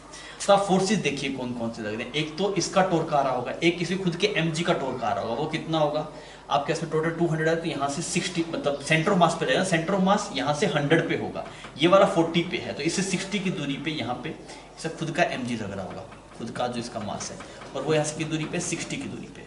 ठीक है, आप टॉर्क बैलेंस करिए, इसकी वजह से टॉर्क कितना आएगा 22 kg है तो mg 20 हो जाएगा मल्टीप्लाई 20 सेंटीमीटर। ठीक है, सब सेंटीमीटर में चल रहा है। इसकी वजह से इसका मास कितना है ½ kg, तो mg मल्टीप्लाई दूरी कितनी है 60 सेंटीमीटर। ठीक है, इस पे अगर आप देखेंगे स्मॉल mg और इसकी दूरी कितनी हुई यहाँ से 120 सेंटीमीटर, तो हमें m की वैल्यू सवाल में निकालने के लिए बोला गया है। जो करता है वो उड़ा दो, 0 उड़ते हैं उड़ा दो, एक g उड़ रहा है आपके पास में, एक और 0 उड़ रहा है, ये यहाँ पे आप उड़ा दीजिए। तो यहाँ पे कितना बच गया 4 और यहाँ पे बच गया 3 और यहाँ पे बच गया 12 है। तो m की वैल्यू कितनी आ रही है 1/12 kg, तो 1/12 kg मतलब फर्स्ट ऑप्शन आपके पास यहाँ पे मैच कर जाएगा। क्लियर। अब आइए हम नेक्स्ट प्रॉब्लम पे चलते हैं, क्वेश्चन नंबर 49। क्वेश्चन नंबर 49 में बोल रहा है कि एक पार्टिकल है जो मूव कर रहा है सर्कल में रेडियस r में और यूनिफॉर्म स्पीड के साथ में, और t टाइम लगता है एक रिवोल्यूशन को कंप्लीट करने में। तो टाइम कितना आएगा, time is 2πr divide by v। तो वेलोसिटी आपको मिल गया, velocity is equal to 2πr/t। ठीक है, अब इस पार्टिकल को हम प्रोजेक्ट करते हैं सेम स्पीड से at an angle theta with the horizontal. यहाँ पे आप इस पार्टिकल को प्रोजेक्ट कर दीजिए, यहाँ पे ऐसे यहाँ प्रोजेक्ट कर देते हैं सेम स्पीड से, ये स्पीड v है और एंगल थीटा के ऊपर। जो बोलते जा रहा है वो हम लिखते जा रहे हैं। मैक्सिमम हाइट जो अटेन करता है वो आपके पास में 4r है, तो एंगल ऑफ प्रोजेक्शन कितना होगा। यहाँ पे ऐसे करके कुछ ऐसे गया, तो जो मैक्सिमम हाइट आपके पास में आ रही है दिस इज 4r। तो 2 कंपोनेंट तोड़ दिए, this is v sin theta, ये वाला इधर v cos थीटा, तो मैक्सिमम हाइट कितना आता है आपके पास में, that is v square sine square theta divide by 2g अगर करेंगे तो यही मैक्सिमम हाइट मिलेगा आपको सवाल में। तो ये वाली वैल्यू कितनी है आपको 4r गिवन है, तो ये वाली वैल्यू अगर 4r गिवन है तो हम इसको 4r लिख देते हैं, ठीक है। 4r is equal to v square की वैल्यू कितनी, that is 4 pi square r square divide by t square multiply यहाँ पे 2g आ गया और यहाँ पे साइन स्क्वायर थीटा आ गया। जो कटता है उसको काट दो आप, जो कटता है वो काट दो, ये वाली वैल्यू को हमने काट दी यहाँ पे। तो यहाँ पे जो एक्सप्रेशन बना देती T square 2rg divide by pi square और r स्क्वायर है तो यहाँ पे एक r बन जाएगा आपके पास में, this value sine square theta. तो हमें रिजल्ट साइन थीटा टर्म में गिवन है तो वहां से कर लेते हैं। तो आपको गिवन है थीटा जो है दैट इज, इसको रूट कर देंगे, साइन निकालने से रूट, तो क्या बने sine inverse 2t square g divide by pi square r, 2t square g divide by pi square. इसका मतलब फर्स्ट ऑप्शन आपके पास यहाँ पे मैच कर जाएगा। क्लियर। हम लास्ट क्वेश्चन की बात करते हैं, क्वेश्चन नंबर 50। आपको बोला गया कि एक यूनिफॉर्म कंडक्टिंग वायर है, उसकी लेंथ 12a है और रेजिस्टेंस कुछ r है और उसको एक करंट कैरिंग लूप बनाया जाता है। एक बार इक्विलेटरल ट्रायंगल बनाया आपने, एक बार इक्विलेटरल ट्रायंगल बनाया,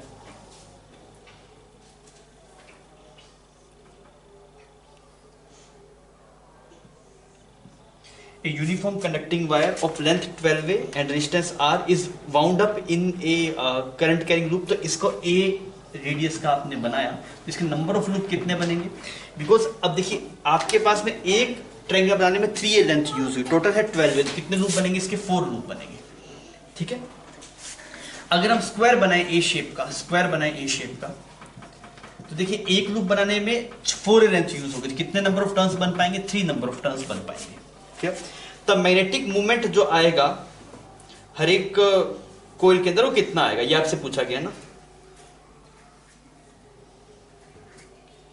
ठीक है। तो मैग्नेटिक मूवमेंट अगर आप इसका देखें, दिस इज एन आई है, एन की वैल्यू कितनी, इसका मैग्नेटिक मूवमेंट देखता हूं, दैट इज एन की वैल्यू कितनी है 4i और एरिया कितना हो जाएगा आपके पास, इसका दिस इज √3 a स्क्वायर। तो ये वाला एंगल कितना आपके पास sin 30, तो ये वाली लेंथ कितनी बनेगी, दैट इज a/2। तो हम इसका एरिया क्या लिखेंगे 1/2 बेस, सॉरी ये 60 ना, this is √3/2, this is √3/4 a square बन जाएगा इसका area, this is √3/2 a, this is √3/4 a square. तो NIA आपने कर दिया और इसका अगर आप देखेंगे दैट इज n के लिए 3 और i और एरिया कितना बनेगा a स्क्वायर। तो दोनों का रेशो हमें पूछा है, क्या रेशो नहीं वैल्यू पूछी है। तो वैल्यू अगर आप देखेंगे दिस वैल्यू इज, एक तो बन गया √3i a स्क्वायर और इसकी जो वैल्यू थी 3i a स्क्वायर, तो एक की √3 और एक की 3, तो सेकंड ऑप्शन आपके पास मैच कर जाएगा। ठीक है बच्चों, इस तरह से पेपर का डिस्कशन खत्म होता है। पेपर में अगर आप देखें तो सब इजी सवाल थे जो आप कर सकते थे, लास्ट वाले में बस आपको स्मार्टली चूज करते थे कौन सवाल हमें करने हैं, कौन से स्किप करने हैं। ओके बच्चों, थैंक यू फॉर वॉचिंग।